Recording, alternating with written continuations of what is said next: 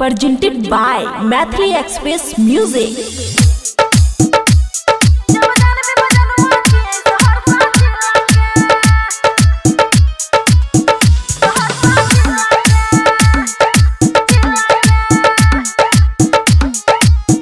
खुशी recording studio Baluaha. गोर छो बदन गोरे गाल गाल छाओ, काला काला दिल जान मारे मारे छाओ। ए सुनती हो? हाँ जी। हाँ गोर छो बदन गोरे गाल गाल छाओ, काला काला दिल जान मारे मारे छाओ। अच्छा कर पे भी नहीं तारीफ फिर काल्हे से जब जान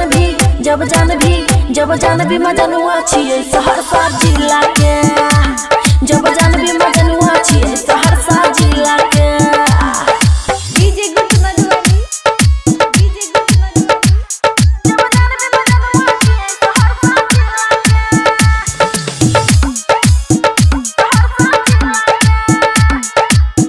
मिक्स बाय अमन अक्के। हाँ किया वतना तू तारीफ कर गई छी, ते हूँ अपना घर के ते पापा करी। सुनती हो? सुनो हमरा मजनुआ के देख नहीं पैबही, देखबी तो फट जइतो डर से। तनी पासिया न लगिया न पिस्टल डार मिला के हरदम उत चलै छै। जब जान भी मजनुआ छिए सहरसा जिला के।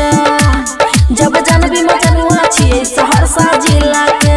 बुझलिही? डीजे गुट मधुबनी, डीजे गुट मधुबनी। जब जान भी मजनुआ छिए सहरसा जिला के।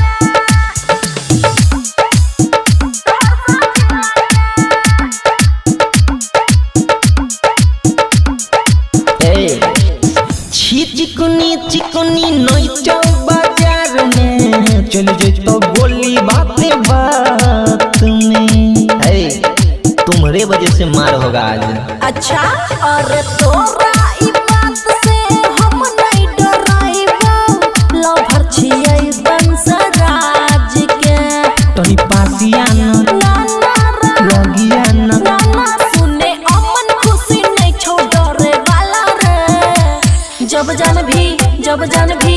जान भी मजनुआ छिए सहरसा जिला के। जब जान भी मजनुआ छिए सहरसा जिला के। बुझली? कान खोल के सुन ले। खुशी रिकॉर्डिंग स्टूडियो बलुआहा।